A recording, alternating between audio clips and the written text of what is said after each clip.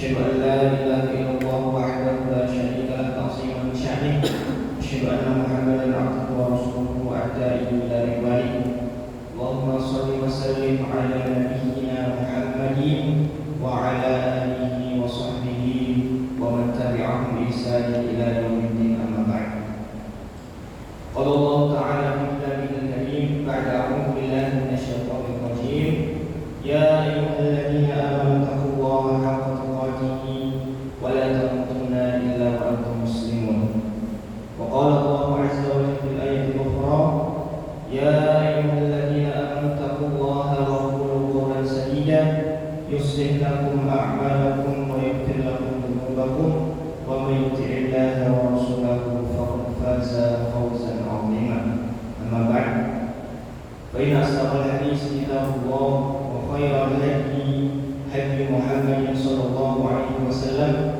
وشر الأمور محدثاتها وكل محدثة بدعة وكل بدعة ضلالة وكل ضلالة في النار صدق الله العظيم.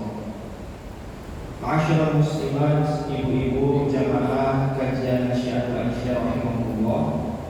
Pertama, marilah kita panjatkan syukur kita kepada Allah Subhanahu wa taala karena pada siang hari ini kita masih diberikan oleh Allah begitu banyak kenikmatannya, mulai dari kenikmatan Islam, kenikmatan iman, terlebih sehat dan waktu luang sehingga kita mampu untuk berkumpul, mampu untuk bermuajah, bertatap muka dalam rangka bersama-sama untuk thalabul ilmi. Karena yang namanya thalabul ilmi itu adalah suatu kewajiban bagi kita sebagai seorang muslim. Thalabul ilmi fardhatun 'ala kulli muslimin wa muslimah. Menuntut ilmu itu adalah wajib bagi setiap muslim dan muslimah. Kedua kalinya dan salawat dan salam semoga senantiasa tercurah melimpahkan pada junjungan kita Nabi Muhammad sallallahu alaihi wasallam yang telah membawa dinul Islam dari zaman jahiliyah menuju zaman Islamiyah sampai sekarang ini. Mudah-mudahan langkah kaki kita tadi dari rumah masing-masing menuju ke gedung dakwah ini dicatat oleh Allah sebagai amal soleh yang mampu mengangkat derajat kita di sisi Allah Subhanahu wa taala. Mudah-mudahan juga setiap langkah kita akan menghapus dosa-dosa kita. Dan mudah-mudahan majelis kita ini termasuk dari teman-teman surga yang Allah mencurahkan rahmat dan sakinahnya, di mana Allah Subhanahu wa taala menaikkan sayap-sayap malaikatnya, dan mudah-mudahan Allah menyebutkan kita dengan bangga terhadap makhluk yang ada di sisinya. Sebagaimana sabda Rasulullah Muhammad SAW, "Majtama'a qaumun fi baitin min buyutillah yasluna kitaballah wa yatadarasuna bainahum illa nazalat 'alaihim sakinah wa naziyatuhum rahmah wa hafazuhum malaikah wa dzakarahumullahu fi man 'indah." Sesungguhnya apabila suatu kaum itu berkumpul di rumah Allah, di masjid, gedung dakwah, di sekolahan dan seterusnya, di mana mereka itu saling membaca ayat-ayat Allah, saling mengajarkan tadarus satu dengan yang lain, illa nazalat 'alaihim sakinah, kecuali Allah akan turunkan sakinah, turunkan ketenangan. Wa nazalathum rahmah, dan Allah akan menurunkan rahmat. Wa hafazuhum malaikah, dan Allah akan menaungi dengan malaikat-malaikat. Wa dzakarahumullahu fi man 'indah, dan Allah akan menyebutkan kita dengan bangga terhadap makhluk-makhluk yang ada di sisinya. Oleh karena itu, alhamdulillah pada kesempatan hari ini kita masih diberikan oleh Allah istiqomah, masih diberikan semangat, meskipun memang yang lain mungkin karena kesibukan masing-masing tidak bisa ada waktu untuk mendatangi majelis ilmu ini. Ibu-ibu jamaah rahmatullah, pada pertemuan kali ini kita akan melanjutkan pembahasan hadis arba'in. Alhamdulillah sekarang kita sudah sampai hadis ke-10. Hadis arba'in, pembahasan hadis yang ke-10. Hadis ini terkait dengan sebab ijabah doa, sebab dikabulkannya doa. Sebab dikabulkannya doa. Begitu juga nanti akan dibahas sebab kenapa doa kita terkabul. Ini juga ada pembahasannya.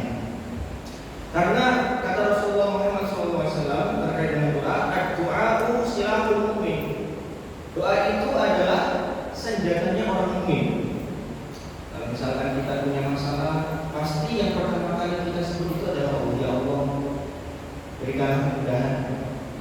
Kalau kita punya musibah, misalkan saudara-saudara kita yang ada di Cianjur kemarin ada gempa, pasti yang pertama kali terucap itu adalah doa. Ya Allah, berikanlah kami keselamatan. Ketika mungkin ibu-ibu ada masalah di rumah, punya penyakit, pasti yang pertama kali yang bisa untuk dilakukan adalah berdoa. Ya Allah, berikanlah kesembuhan, berikanlah kesehatan. Ketika ingin rezeki yang lancar, yang berkah, pasti berdoa kepada Allah. Berikanlah rezeki yang halal, yang thayyib, yang barokah, yang berkah, yang melimpah, pasti dengan berdoa. Bahkan jemaah rahimahullah, para nabi pun juga berdoa. Dan berdoanya itu tidak main-main, sangat istiqomah. Kita lihat sebagaimana contohnya Nabi Zakaria. Beliau sudah sepuh, sudah tua, istrinya mandul. Akan tapi beliau setiap hari terus berdoa kepada Allah. Dalam Al-Quran diceritakan bahkan, akan tapi berkat doanya itu Allah mengijabahnya. Akhirnya istrinya itu mengandung dan memiliki seorang anak. Begitu juga doa Nabi Ayub, Nabi yang ditimpa penyakit kulit bertahun-tahun lamanya, penyakit kulit. Tetapi dengan doa akhirnya Allah itu menyembuhkannya.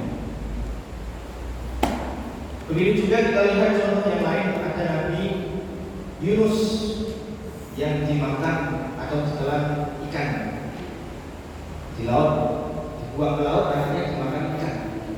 Tapi berkat doa yang diucapkan, akhirnya Allah pun menyelamatkan Nabi Yunus. Itu adalah sebuah kekuatan sebuah doa.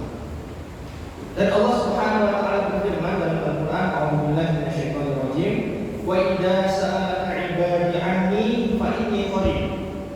Ujibu da'watad da'i idza da'an falyastajibu li wal yu'minu bi la'allahum yarshudun." Kata Allah, apabila hamba itu bertanya kepadaku tentang aku Muhammad, maka katakanlah fa inni qarib, maka sesungguhnya Allah itu dekat. Ujibu da'watad da'i idza da'an, dan Allah itu akan mengabulkan setiap doa dari hamba ketika hambanya itu berdoa kepada Allah. Falyastajibu li wal yu'minu bi la'allahum yarshudun, maka hendaknya yaitu melaksanakan segala perintahku dan beriman kepada-Nya. Maka dari sini jemaah rahimahullah dapat diambil kesimpulan bahwa ketika kita berdoa kepada Allah, kaidah dasarnya doa itu pasti akan dikabulkan oleh Allah. Uji da'watad da'i idza da'a, aku akan mengabulkan doa hamba-Ku yang berdoa kepada-Nya. Akan tapi ini penting untuk kita ketahui, ada beberapa penghalang yang mampu untuk menghalangi doa itu sampai kepada Allah Subhanahu wa taala. Ada beberapa sebab yang mengakibatkan doa itu tidak sampai pada Allah Subhanahu wa taala. Kenapa bisa seperti itu? Nanti kita bahas dalam hadis yang ke-10 dari kitab Al-Arba'in An-Nawawi. Saya bacakan hadisnya terlebih dahulu. An Abi Hurairah radhiyallahu anhu qala qala Rasulullah sallallahu alaihi wasallam, inna Allaha thayyibun la yaqbalu illa thayyiban wa inna Allaha amara al-mu'minina bima amara bihi al-mursalin faqala ya ayyuhar rusulu kulu minat thayyibati wa'malu shalihan. Wa qala ta'ala ya ayyuhalladzina amanu kulu min thayyibati ma razaqnakum. Tsumma dzakara ar-rajula yuqimu as-safar ash'atha adbara yamuddu yadayhi ila as-sama' ya rabbi wa mat'amuhu haramun wa mashrabuhu haramun wa malbasuhu haramun wa ghudhiya bil haram fa anna yustajabu lahu, rawahu Muslim. An Abi Hurairah radhiyallahu anhu qala, hadis ini diriwayatkan oleh Abu Hurairah radhiyallahu anhu. Sama seperti hadis yang ke-9 kemarin, diriwayatkan oleh Abu Hurairah radhiyallahu anhu. Ada yang masih ingat siapa Bu Abu Hurairah itu? Siapa nama aslinya? Ada yang masih ingat? Kemarin ada yang hadir pertemuan kemarin. Hadir bukan Bu? Abu Hurairah nama aslinya sebelum masuk Islam adalah Abdus Syam. Abdus Syam, hamba matahari. Kenapa disebut dengan Abdus Syam? Karena dulu orang tuanya adalah agamanya Majusi, penyembah matahari. Karena penyembah matahari kagum dengan matahari, takjub, sehingga ketika bapaknya punya anak diberi nama Abdus Syam, hambanya matahari. Tapi penamaan seperti ini dalam Islam itu salah. Masa kita hambanya matahari? Apakah orang Islam itu hambanya matahari? Tidak. Sehingga ketika masuk Islam diganti dengan nama Abdur Rahman. Diganti Rasulullah dengan nama Abdur Rahman, hambanya Ar-Rahman. Hambanya Ar-Rahman. Nah, kemudian setelah masuk Islam, karena Abdur Rahman ini suka dengan kucing, suka main kucing kecil, maka diberi nama Abu Hurairah, bapaknya kucing. Hurairah itu artinya kucing kecil, sehingga diberi nama Abu Hurairah. Sampai sekarang kita kenalnya dengan nama Abu Hurairah. An Abi Hurairah radhiyallahu anhu qala, dari Abu Hurairah radhiyallahu anhu ia berkata, qala Rasulullah sallallahu alaihi wasallam, Rasulullah sallallahu alaihi wasallam bersabda, inna Allaha thayyibun la yaqbalu illa thayyiban. Sesungguhnya Allah itu baik dan tidak menerima kecuali yang baik. Wa inna Allaha amara al-mu'minina bima amara bihi al-mursalin. Dan sesungguhnya Allah itu memerintahkan kepada orang-orang mukmin sebagaimana memerintahkan pada para nabi. Faqala, sebagaimana firman Allah, ya ayyuhar rusulu qulu minat thayyibati wa'malu shalihan. Wahai para rasul, makanlah makanan yang thayyib dan beramalah amalan yang saleh. Wa qala ta'ala, dan Allah juga berfirman, ya ayyuhalladzina amanu qulu minat thayyibati ma razaqnakum. Wahai orang-orang yang beriman, makanlah makanan yang thayyib dari apa yang telah kami rizkikan kepada kalian. Summa dzakara ar-rajula yutilu safar. Kemudian Rasulullah memberikan contoh, menyebutkan ada seorang laki-laki yang lama berjalan, melakukan safar. Ash'asa adbara, yang mana penampilannya itu rusuh, bajunya kotor, rambutnya juga acak-acakan. Yamuddu yadayhi ilas sama, kemudian mengangkat tangannya ke langit, berdoa, mengangkat tangannya ke langit. Ya Rabbi, ya Rabbi, mengucapkan wahai Tuhanku, wahai Tuhanku. Wa mat'amuhu haramun wa mashrabuhu haramun wa malbasuhu haram. Akan tetapi dia itu makan makanan yang haram, minum minuman yang haram, dan pakaiannya juga haram. Wa ghudhiya bil haram, dia terpenuhi dengan sesuatu yang haram. Fa anna yustajabu lahu, maka bagaimana doanya itu bisa terkabulkan. Rawahu Muslim, hadis riwayat Muslim. Kita bahas satu-satu. Inna Allaha thayyibun, sesungguhnya Allah itu thayyib. Inna Allaha, sesungguhnya Allah itu thayyibun, thayyib. Ibu-ibu kalau misalkan dengar kata thayyib apa? Yang terlintas cara pulang. Yang thayyib.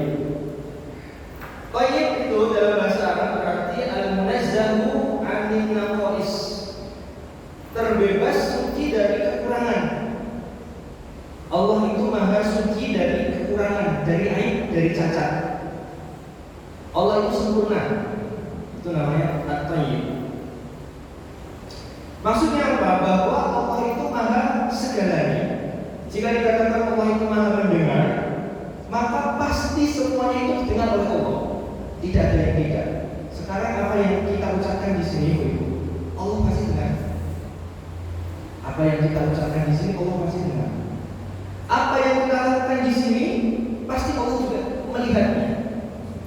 Ketika ibu-ibu di sini sedang thalabul ilmi, pasti Allah akan melihat, akan mencatat, oh ini hambanya sedang thalabul ilmi, mencari ilmu.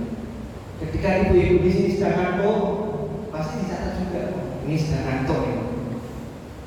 Ketika sedang mendengarkan kajian, pasti akan dicatat. Karena Allah Maha tahu dan semuanya pasti Allah ketahui. Karena Allah Maha sempurna. Kemudian lawan dari kata thayyib ini adalah al-khabis. Al-khabis yaitu cacat, buruk. La yaqbalu illa thayyiban, dan Allah itu tidak akan menerima kecuali sesuatu yang baik.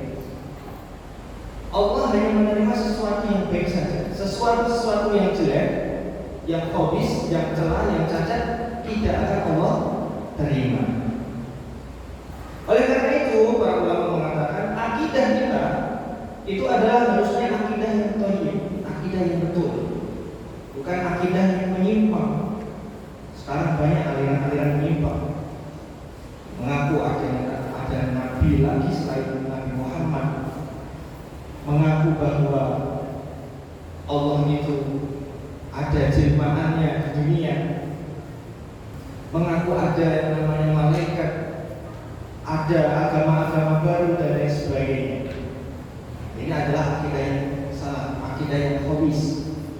Akidah yang thayyib adalah akidah kita percaya bahwa Allah itu adalah Rabb semesta alam, percaya bahwa Allah itu adalah yang menghidupkan, yang mematikan, yang mengatur alam semesta dan lain sebagainya.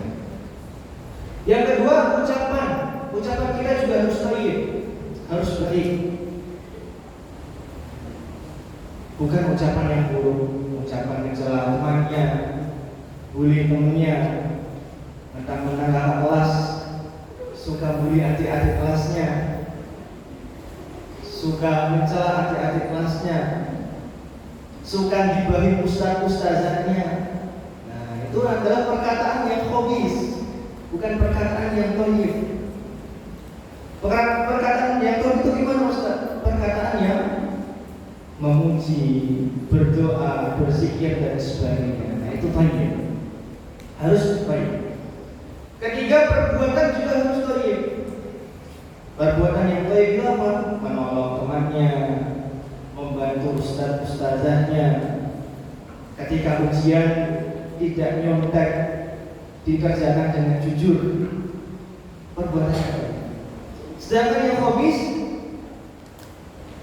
usil terhadap temannya, sadar temannya diumpetin, pulpen minjem katanya tapi tidak dikembaliin, jilbab minjem tapi dipakai tidak dikembaliin, seragam minjem dikembaliin. Kan seperti itu ya, anak pondok, ya enggak? Ya enggak Syarif? Nah, itu namanya perbuatan yang khabis, bukan perbuatan yang baik. Yang baik seperti apa? Berbuat baik. Kalau minjem ya harus dikembalikan. Kalau bukan ya harus dibayar. Kalau jajan ke kantin, jujur ngambilnya 5.000, ya udah bilang 5.000, bayar 5.000. Jangan ngambil permen 10, bayarnya cuma 2 permen. Bayar 1.000 dapat 3, bayar 3 permen. Nah, itu perbuatan yang khabis. Kemudian harta juga harus thayyib. Harta yang thayyib itu seperti apa? Harta yang halal. Harta yang halal. Tidak mencuri. Punya temannya di lemari kelihatan tidak ada orang. Meskipun cuma 500 perak diambil. Apalagi lauk, lele, ayam. Mumpung ayam kan 1 bulan sekali makan ayam, ngambil 2. Itu haram, tidak thayyib, khabis. Padahal harta pun harus yang thayyib, yang bagus dan seterusnya. Dan perlu kita ketahui juga bahwa ketika kita beramal, kita harus memahami amalan kita itu diterima atau tidak. Karena bukan hanya beramal saja, kita sholat, puasa, zakat, baca Al-Quran, akan tapi ternyata kalau tidak diterima, eman-eman. Amal itu bukan hanya beramal, akan tapi juga harus dipentingkan apakah amalan itu diterima oleh Allah atau tidak. Kemudian standar kebaikan dan keburukan dalam Islam, sebagaimana para ulama mengatakan, at-thayyibu ma ahallallahu wal khabisu ma haramallah. Yang baik itu apa yang Allah halalkan, dan yang buruk itu adalah apa yang Allah haramkan. Segala yang baik pasti Allah halalkan, yang Allah halalkan itu pasti baik, dan yang Allah haramkan pasti itu adalah buruk. Kemudian dalam hadis selanjutnya Rasulullah mengatakan, wa innallaha amara al-mu'minina bima amara bihil mursalin. Sesungguhnya Allah itu memerintahkan orang-orang mukmin sebagaimana yang diperintahkan kepada para rasul. Allah memerintahkan rasul untuk makan, nanti kita bahas. Allah memerintahkan rasul untuk makan yang baik. Begitu juga dengan kita manusia, umatnya diperintahkan untuk makan makanan yang baik pula. Allah memerintahkan kita untuk sholat, begitu juga Rasul diperintahkan untuk sholat juga. Di sini juga pentingnya apa? Pentingnya menjadi uswah hasanah. Rasul sebagai uswah hasanah, suri tauladan yang baik. Begitu juga kita dituntut untuk menjadi uswah hasanah, contoh yang baik. Yang senior, yang kelas 9 harus memberi uswah hasanah kepada adiknya. Khususnya yang jadi anggota IPM, yang jadi kismul takmir, kismul aman. Antum memerintahkan adik-adiknya, "Hai ke masjid, ke masjid." Ternyata kalian sendiri tidak ke masjid. Nah, itu memerintahkan pakai cipu. Ternyata cipunya dinaikin. Nah, gimana? Memerintahkan tidak telat sekolahnya. Ayo jam 7 harus semuanya sudah ke sekolahan. Ternyata telat sendiri. Nah, itu namanya tidak menjadi uswah hasanah, contoh yang baik. Begitu juga orang tua kepada anaknya pun harus menjadi uswah hasanah, contoh yang baik. Nyuruh anaknya untuk sholat. Akan tapi kalau misalkan jadi orang tua ketika nyuruh malah asyik main HP, tidak menjadi uswah hasanah. Nyuruh anaknya ketika setelah maghrib harus baca Al-Quran dan harus Al-Quran. Tetapi kalau menjadi orang tua sebagai orang tua malah justru asik nonton sinetron, tidak menjadi uswah hasanah. Makanya ketika kita menyuruh, setidaknya kita itu harus memberikan contoh. Kita berikan contoh tadarus Al-Quran, contoh sholat sunnah, sholat wajib, belajar dan seterusnya. Maka insya Allah yang kita perintahkan, yang kita suruh pun akan dengan sendirinya ikut apa yang kita perintahkan. Kemudian lanjutannya Allah Subhanahu wa taala berfirman, "Ya ayyuhar rusulu kulu minat thayyibat wa'malu sholihan." Wahai para rasul, makanlah makanan yang thayyib dan beramalah amalan yang soleh. Dalam yang lain juga, ya ayyuhalladzina amanu kulu min thayyibati ma razaqnakum. Wahai orang yang beriman, makanlah makanan yang thayyib dari apa yang kami rezekikan kepada kalian. Nah, dari sini kita juga perlu untuk memahami makanan yang thayyib itu seperti apa. Makanan yang thayyib itu seperti apa? Para ulama mengatakan yang pertama, makanan yang thayyib adalah makanan yang zatnya halal. Makanan atau minuman yang tidak diharamkan oleh syariat, zatnya halal, yang tidak haram. Makanan yang haram adalah makanan yang dilarang untuk dimakan. Dalam Al-Quran dikatakan, "Hurrimat 'alaikumul maitatu wad-damu wa lahmul khinzir wa ma uhilla bihi li ghairillah." Diharamkan bagi kalian makan al-maitah. Apa itu al-maitah? Kelas 9 kemarin sudah. Al-maitah apa? Bangkai. Apa yang dimaksud dengan bangkai? Sesuatu yang mati bukan karena disembelih. Contohnya karena apa? Tersekip, terus tertanduk, terus diterkam dengan hewan buas dan seterusnya. Nah, kalau hewan itu mati bukan karena disembelih, maka disebut dengan bangkai dan itu haram untuk dimakan. Hurrimat alaikumul maitatu, diharamkan bagi kalian itu bangkai. Wadamu dan darah. Ada yang pernah makan darah enggak?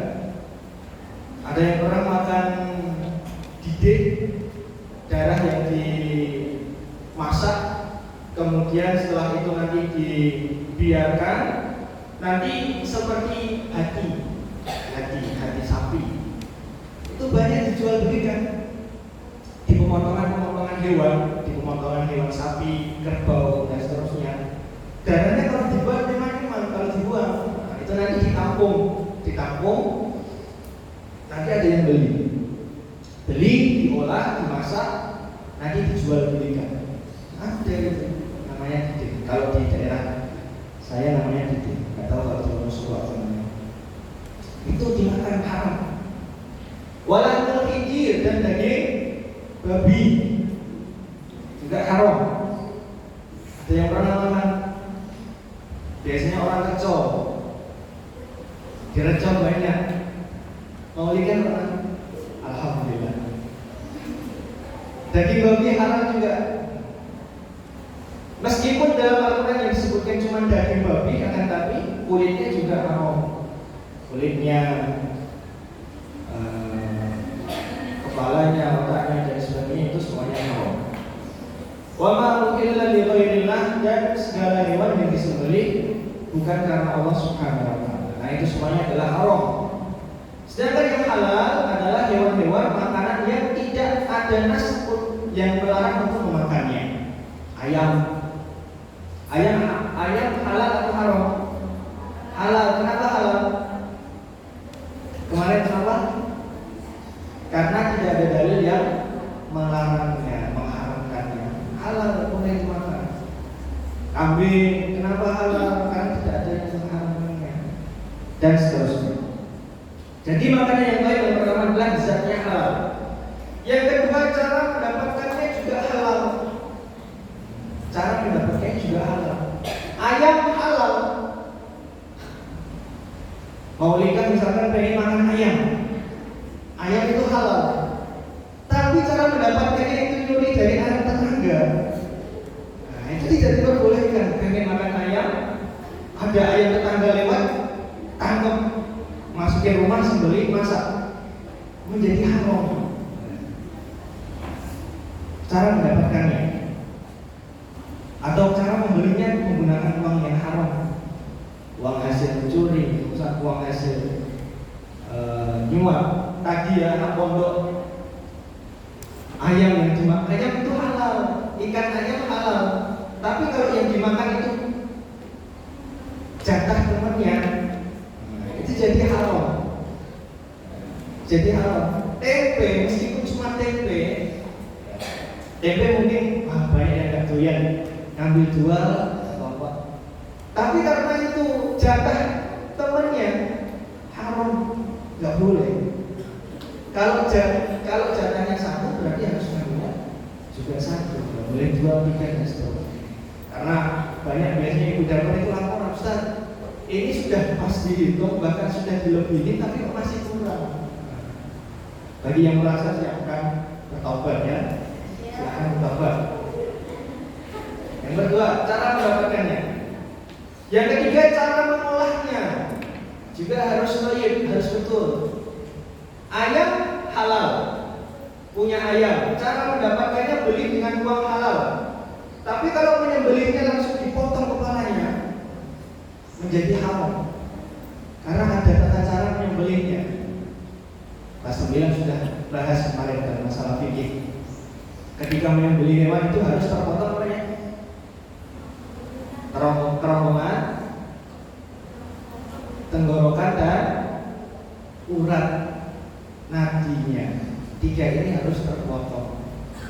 Tenggorokan, kerongkongan, dan urat nadinya harus terpotong semuanya. Kalau misalkan tidak terpotong, jadi haram. Karena tidak sesuai dengan syariat cara penyembelihan, cara pengolahan. Harus betul juga. Dan yang terakhir, makanan yang baik itu harus proporsional, harus sesuai dengan takaran. Ini mie instan itu bagus, halal, mie instan halal. Tapi kalau makannya itu langsung 10 bungkus, haram.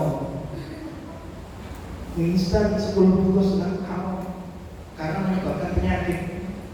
Misalkan ada yang sakit diabetes, penyakit gula. Kalau kebanyakan makan gula, jadi nggak baik, juga menyebabkan penyakit. Ada yang darah tinggi, hipertensi, kebanyakan makan garam, tambah bahaya, dan seterusnya. Jadi harus proporsional. Kemudian amalan yang thayyib sekarang, tadi makanan, sekarang amalan. Amalan yang thayyib itu yang pertama harus ikhlas, semata-mata mengharapkan ridho Allah Subhanahu wa taala.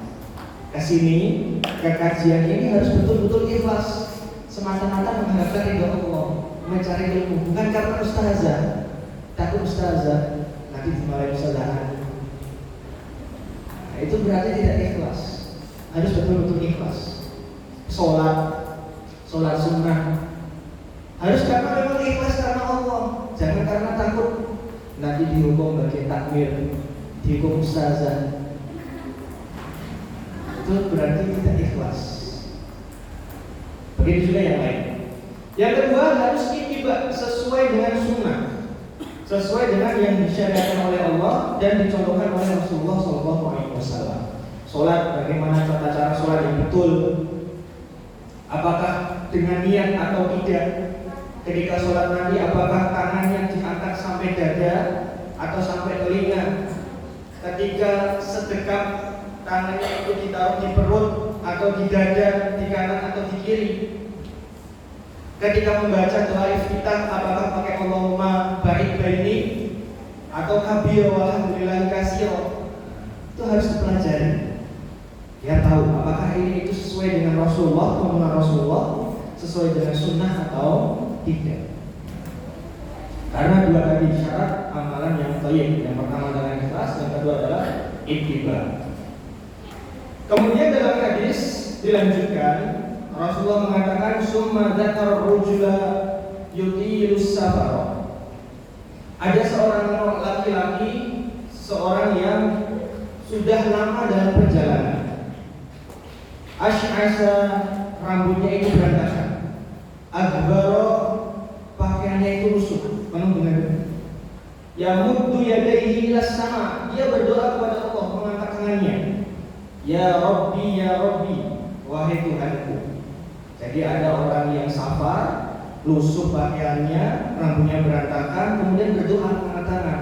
Ya Rabbi, wahai Tuhanku, ya Allah. Akan tetapi di samping itu, wa mat'amuhu haramun, dia itu makan makanan yang haram. Wa mashrabuhu haramun, minumnya minuman yang haram. Wa malbasuhu haramun, dan pakaiannya juga pakaian yang haram. Wa ghudya bil harami fa anna yustajabu lahu, maka bagaimana Allah itu akan mengabulkan doa orang tersebut.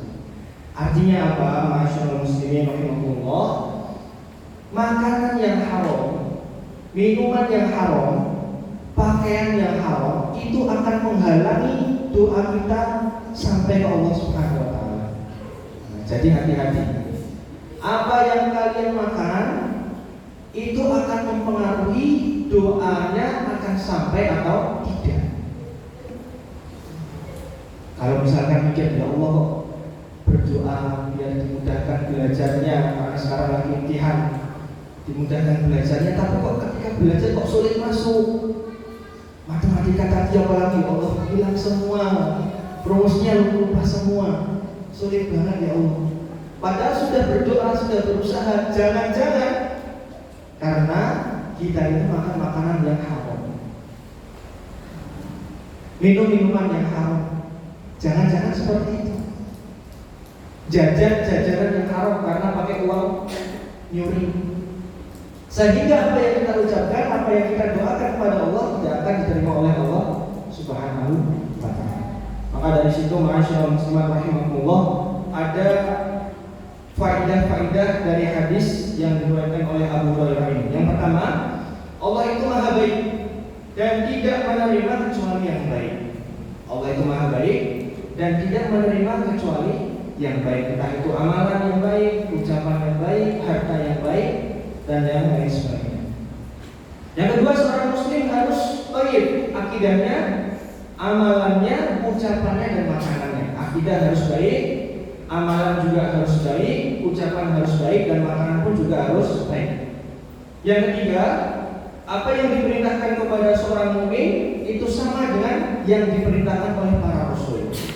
Rasul diperintahkan untuk makan makanan yang baik, kita pun juga diperintahkan untuk makan makanan yang baik. Yang keempat, seorang muslim hendaknya makan makanan yang halal, yang thayyib, yang bergizi. Dan yang terakhir, mengonsumsi makanan yang haram akan menghalangi terkabulnya sebuah doa. Jadi, ma'asyiral muslimat rahimakumullah, oleh karena itu, mari kita mulai dari sekarang untuk berhati-hati, lebih melihat lagi apa yang kita makan selama ini, apa yang kita konsumsi selama ini, apakah itu dari hasil yang halal atau yang tidak. Karena kalau misalkan kita mengonsumsi makanan yang haram, maka akan berdampak pada doa kita tidak akan dikabulkan oleh Allah.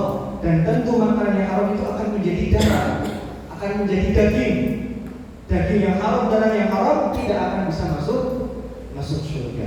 Harus dicuci dulu di neraka, setelah bersih baru masukkan ke dalam surga. Masyaallah muslimat rahimakumullah, mungkin ini yang dapat saya sampaikan pada siang hari ini. Mudah-mudahan hadis yang ke-10 dari hadis Arba'in ini bermanfaat baik untuk saya pribadi maupun jamaah sekalian. Kurang lebihnya mohon maaf. Akhirul kalam billahi fi sabilillah fastabiqul khairat. Wassalamualaikum warahmatullahi wabarakatuh.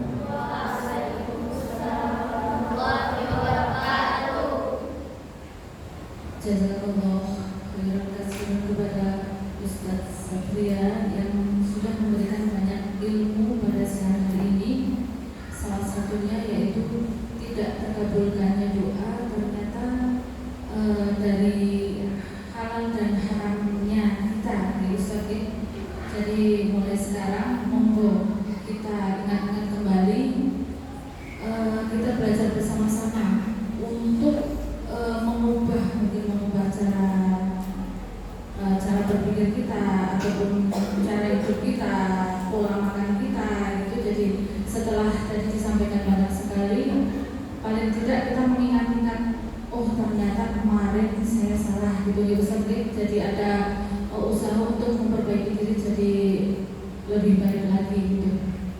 Sebelum kami tutup, mungkin ada pertanyaan terlebih dahulu, monggo silakan ibu-ibu atau mbak-mbak yang dari pondok, monggo. Mumpung ada, oke, monggo. Saya mau bertanya, tadi masalah makanan yang halal gitu, sudah jelas kalau daging itu haram.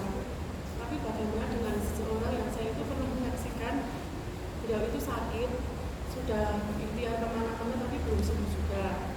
Entah itu rekomendasi dari siapa, beliau itu minum darah marhum Qadarullah. Setelah minum darah marhum itu 2 hari setelah itu kok sehat gitu. Padahal orang tersebut dirasa dia itu paham agama seperti itu. Terima kasih atas pertanyaannya. Jadi ada orang sakit, kemudian sudah berobat tapi belum sembuh-sembuh. Tapi ada rekomendasi untuk minum darah marmut ini. Dan alhamdulillah qadarullah 2 hari setelah itu sembuh. Bagaimana kalau semisal seperti itu? Yang pertama kita harus lihat terlebih dahulu sakitnya itu sakit apa pertama. Yang kedua, apakah memang sudah diperiksakan ke dokter atau belum? Karena terkait dengan penyakit, otomatis kita harus tanya kepada ahlinya. Siapa ahlinya? Yaitu adalah tenaga medis, dokter. Bagaimana diagnosis dokternya? Ini penyakit ini obatnya apa? Cara menyembuhkannya seperti apa? Jika dimungkinkan terapinya seperti apa dan seterusnya. Nah, itu dokter yang memiliki wewenang untuk memutuskan itu. Kemudian ada saran dari Kita perlu juga melihat apakah sarannya ini dari orang biasa atau juga dari dokter. Kalau sarannya itu dari dokter, kita bisa jadikan sebagai pegangan karena memang lebih paham. Ternyata darah marmon itu bisa menyembuhkan. Tapi kalau misalkan yang menyarankan itu adalah orang biasa, nah, otomatis kita tidak perlu untuk memperhatikan itu karena tidak memiliki ilmu tentang masalah itu. Jika yang menyarankan tadi adalah dokter, dokter menyarankan seperti itu karena obat-obat yang sudah dilakukan itu tidak bisa menyembuhkan. Sudah dicoba obat A tidak bisa, B tidak bisa, ke dokter yang lain tidak bisa, dan lain seterusnya tidak bisa. Kemudian dokter menyarankan untuk memakai darah marmut, maka kita bisa menggunakan kaidah fikih ad-daruratu tubihul mahdzurat. Sesuatu yang haram ketika dimakan, dikonsumsi karena terpaksa, maka diperbolehkan. Nah, itu tapi memang syaratnya harus obat-obat sudah dicoba semuanya, pengobatan apapun sudah dicoba, tapi tidak bisa sembuh-sembuh. Salah satu-satunya cara untuk sembuh dengan mengonsumsi darah marmut tadi, maka diperbolehkan. Tapi kalau misalkan belum mencoba obat semua, baru satu obat belum sembuh-sembuh, akhirnya langsung minum darah marmut tadi, maka itu tidak diperbolehkan. Karena belum ada usaha pakai obat yang lain, belum usaha datang ke dokter yang lain. Nah, gitu. Jadi intinya pengobatan terkait dengan menggunakan sesuatu yang haram itu diperbolehkan apabila memang dalam keadaan darurat, tidak ada obat lain. Misalkan kemarin ramai terkait dengan vaksin. Vaksin ternyata mengandung sel babi. Ada yang mengatakan seperti itu. Kemudian MUI juga Muhammadiyah menerangkan apabila memang mengandung daging, mengandung sel babi, maka itu diperbolehkan. Kenapa? Karena dalam keadaan darurat, terpaksa, tidak ada obat lain selain itu. Tapi kalau misalkan masih ada obat lain, maka hal tersebut adalah terlarang, yang tidak boleh untuk kita konsumsi. Jadi seperti itu. Allahu a'lam bishawab.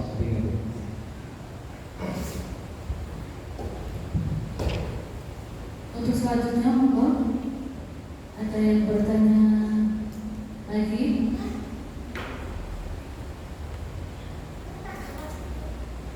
Ada dari mbak-mbak pondoknya? Ada?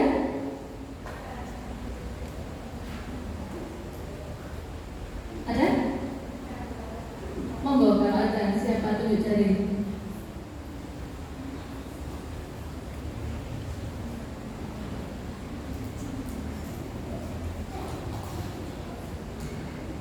Ustaz Satria masih setia menunggu, monggo. Silakan yang bertanya. Ya, silakan. Bisa malu-malu. Biasanya juga gak malu-malu kalau ngomong.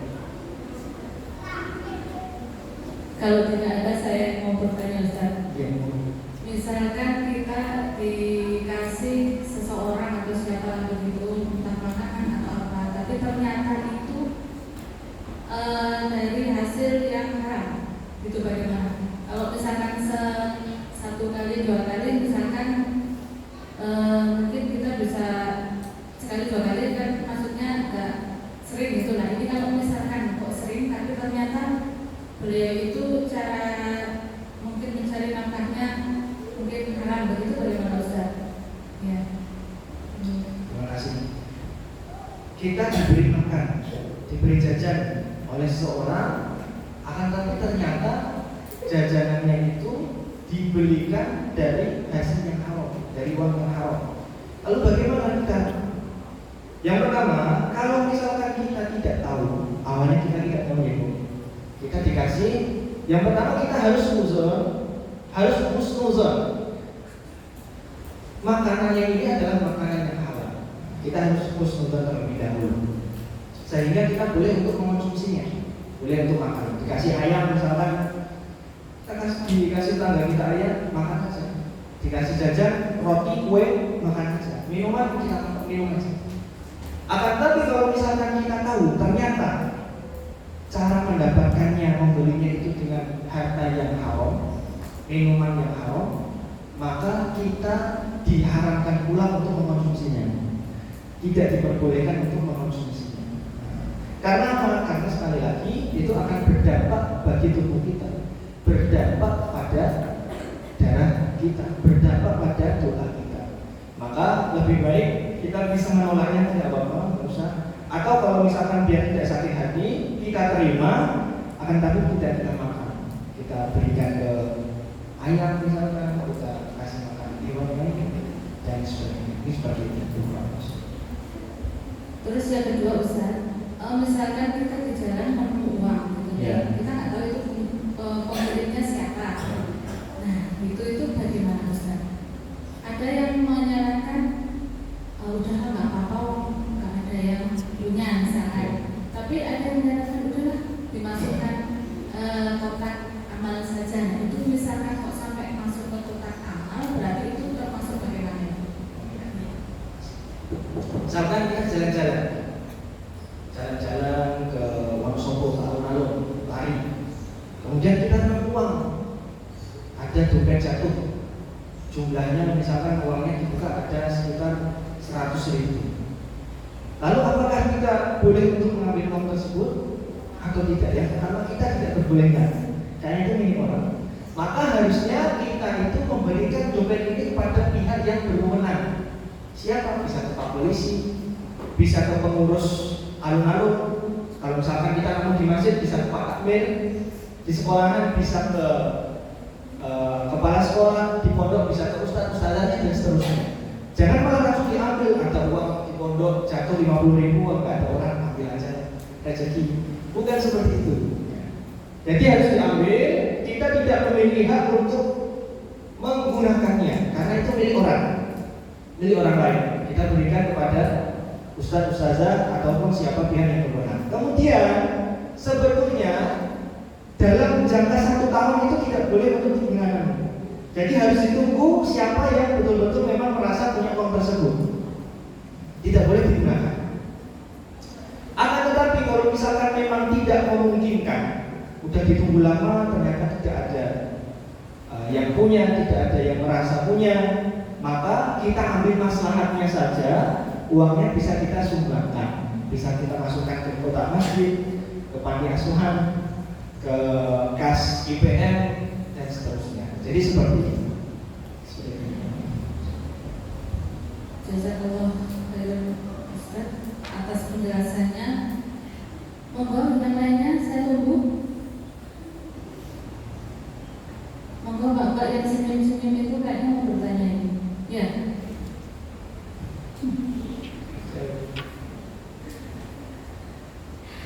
Ibu-ibu, Mbak Eni mungkin yang tadi bertanya mau bertanya, betul? Saya kira cukup sekian. Gimana aja? Oke, monggo silakan. Ya, silakan.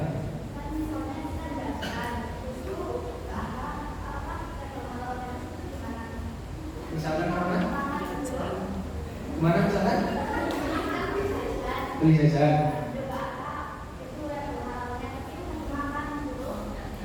Jajannya jajan apa itu?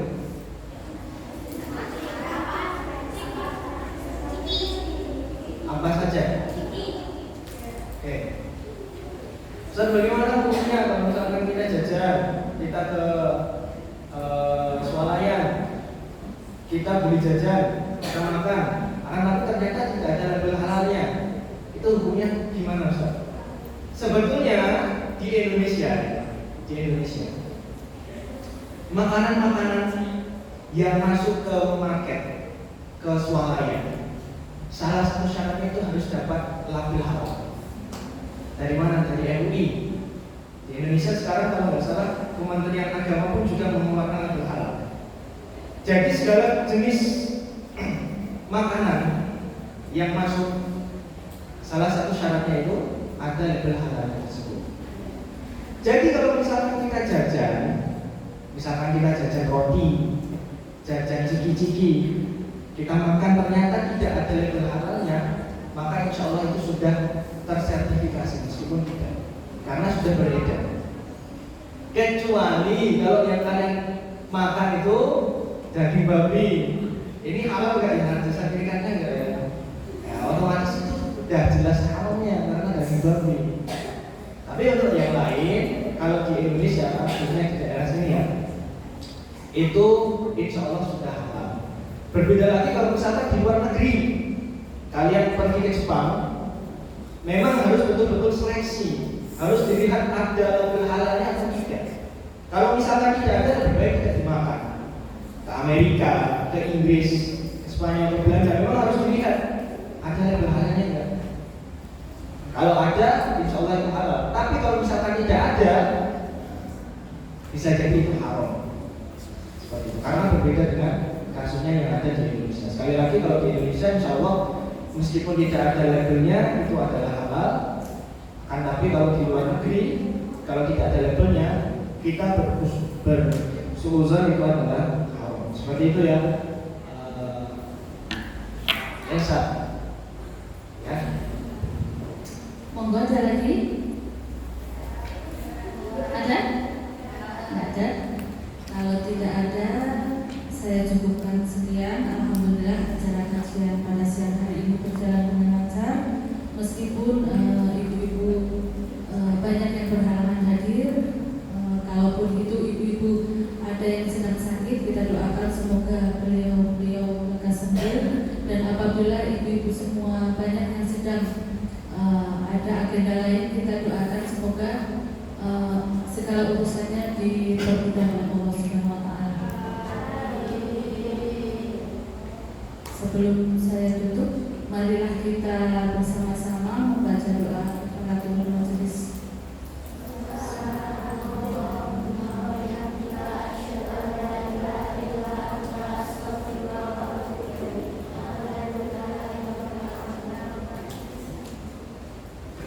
Saya sebagai pembaca acara mohon maaf yang sebesar-besarnya apabila banyak kesalahan baik yang disengaja ataupun yang tidak disengaja.